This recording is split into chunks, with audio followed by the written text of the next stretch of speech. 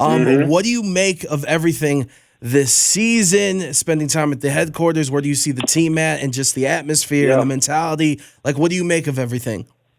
Yeah, well, one, the facility is freaking fantastic. Last time I was there, there was still a lot of boxes around and a lot of rooms that weren't being used. Well, it's up and running at full speed now, and the place is spectacular. It's freaking spectacular. And they have the infrastructure now to attract the kind of free agents, veteran free agents, and then once they, when they bring draft picks in, for those guys to wind up wanting to spend all of their time over there because it's a one-stop shop from A to Z as far as everything that you would need to be a great professional football player. That's first and foremost. So that speaks to, what Mark Davis has done as far as investing into the infrastructure over there. I think, Josh knows, McDaniel knows how fortunate he is to be here at this place, given what it has to offer players around the league. And I think that's going to be important, especially given, the kind of work they're going to need to do this offseason to build out the rest of this roster so they can truly compete with Kansas City in the West and then with every other powerhouse in the AFC overall. This team has a lot of good pieces on it, especially on the offensive side of the ball. I mean, this offensive line has really performed pretty damn well. Colton Miller has turned into one of the best offensive tackles in the league. Dylan Parham is going to be a superstar. He's a guy who's already shown veteran type of leadership. The running game overall, I mean, the season Josh Jacobs ran this year like a guy who really wanted to show some people that, hey, look, felt disrespected, right? 4 or 5 back in this league. What's that? I was going to say felt disrespected. Sure he did. But the reason why I'm saying that, I don't want to just make it about this year is because I don't want to label Josh as the guy who now is going to have the moniker hanging over him, or rather maybe the characterization hanging over him that he may be just a one-hit wonder, that it was just a contract year, and you won't ever see that again. That's not really who this kid is. That's not who he was at Bama. That's not what his makeup is. But he's phenomenal at wide receiver. Look, Devontae Adams is like a senator, man. This guy is so damn polished as an individual and as a player. Like I don't think you can pay him enough money. I've always been a big fan. The wide receiver core overall, the tight end, I mean, they've got it. So I mean, on the defense is really where they need to go to work, man. This team has been devoid of superstar power on that side of the ball for way too long. Right now, really, there's one guy. There's one guy you can count on every week that he's probably going to do something. And we all know it's Max. That's it. I mean, Chandler is one of the best pass rushers of all time. Okay, but he didn't have the impact on this team that people expected him to, along with Max. This team should be a better force as far as rushing the passer. The defensive tackles are not good enough. The linebacker play is not good enough. They don't turn the ball over in the secondary enough. The corners aren't good enough. The safeties don't make enough impact plays.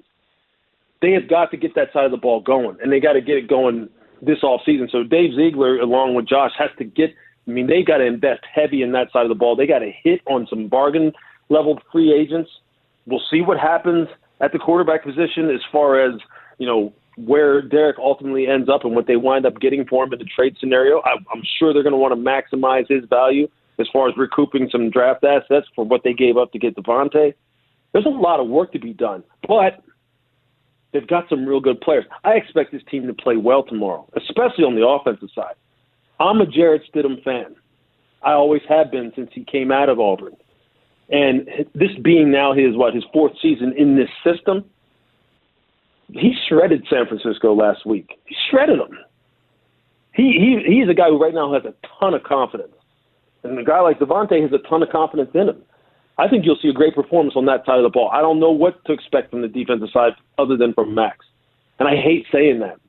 So it could be a long day against a very motivated Kansas City team that's coming in here to say, hey, look, we're trying to lock up this number 1 seed.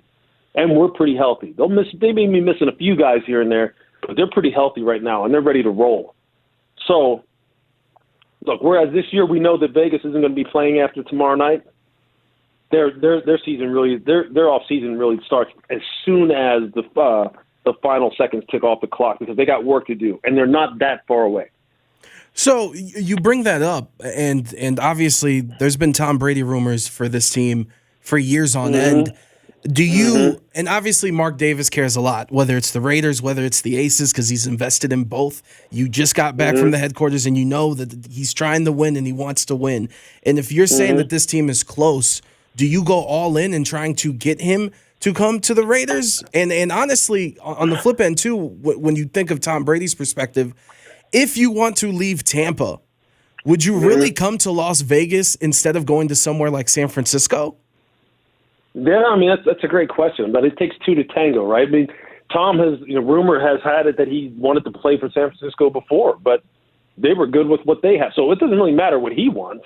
It really matters what both sides want. And I don't know, maybe I don't really know what his thinking is, and I think it's dangerous to ever try and think for a guy like Tom Brady because, he seems to like the fact that he likes to zig when people think he's going to zag. So I ain't going to say what he's going to do. True that. As far as the Raiders are concerned, would I look at him? Would I consider that option? Yeah, I would, because right now they are in the very definition of quarterback purgatory if they deem that Jarrett Stidham is nothing but a backup, which I don't think that they've come to that conclusion.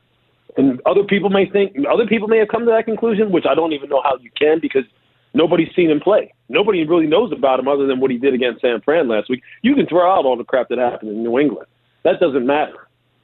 Judge Jarrett Stidham based off of last week against the top defense in the NFL and then what he does tomorrow night.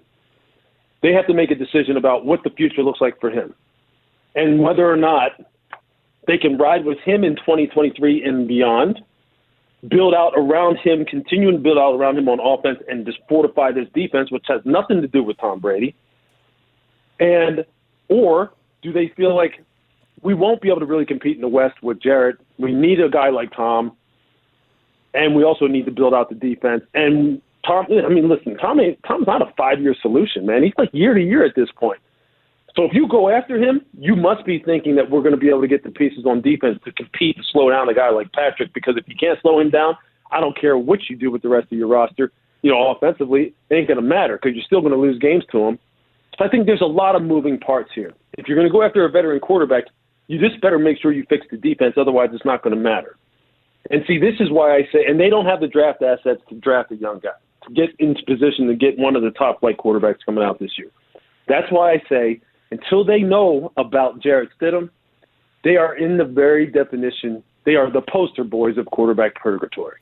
They don't really have a solution that would satisfy the masses and maybe even satisfy them. So we're going to find out a little bit more tomorrow. And Louis Riddick joining us here on 1140 The Bet. We appreciate your time. Before we get you out of here, one last question, because you bring that up, and again, the investments of not only the facility, but getting Devontae Adams and making these trades to get these players here. Obviously, when things go bad with the team, then rumors start coming out at the end of the season. And, of course, the drama with Derek Carr.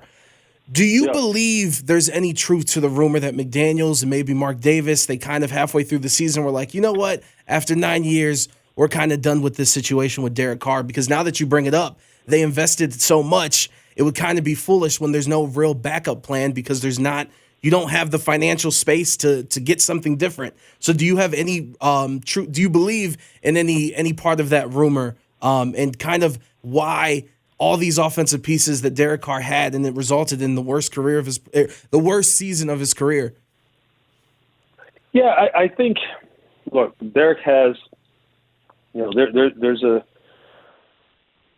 a time coming up here very soon, I believe it's February the 15th, where the Raiders have to make a decision about whether or not to guarantee his 2023 salary, which I believe the guarantee is upwards of, something like $40 million for 2023. That I think for them, given what happened this year, what transpired this year in this system, given all the weapons that they had, running game, wide receivers, improved offensive line, I think they at some point came to the conclusion that, you know what, this doesn't make good sense for us relative to everything else that we need on this roster to move forward with him by guaranteeing him that money.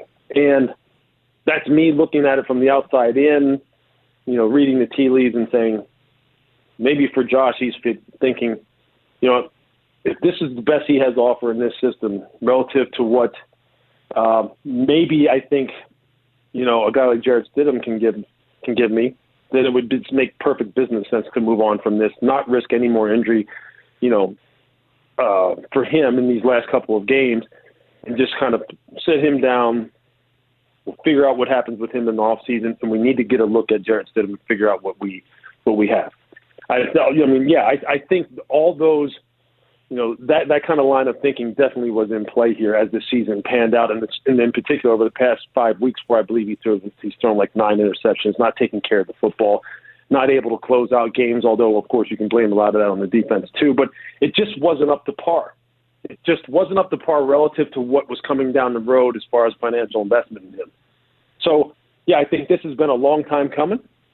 They're trying to take a long-term approach to this too, while at the same time evaluating the present. And they said, you know what? That's it. We've had enough. We've had enough time. I think we've seen what we needed to see, and we need to be better than this. Of course, Devontae wouldn't be here if it wasn't for Derek Carr being here. So that's obviously a sensitive topic that I'm sure, that they seem to be ironing out with Devontae, and he seems to be, the ultimate pro who understands how this stuff works, and he's still going to be here. And for any quarterback whoever winds up being the quarterback here, damn, they're stepping into a pretty sweet situation as far as the guys that they have to work with. So I think for the Raiders, for the organization, they're feeling as though, hey, look, I think we're going to be okay with maybe a guy who we have on the roster already, given how Stidham looked last week, and maybe we can be even better and have more financial flexibility relative to what kind of flexibility we would have had if Derek was here. So the emotional part of it, given that he's been here so long and given so much to this organization, is always a factor, and you hate that. You hate to see that kind of crap, but that's the business of the NFL.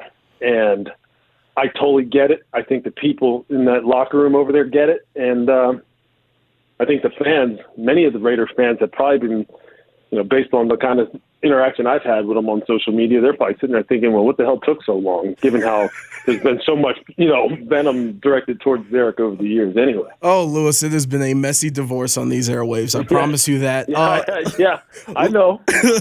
Louis, before we get you out of here, I say this is the highest compliment I can give. You made me feel like I was on the set of NFL Live. Thank you for joining us and all the information. Thank you, good sir, for joining us. Thank you.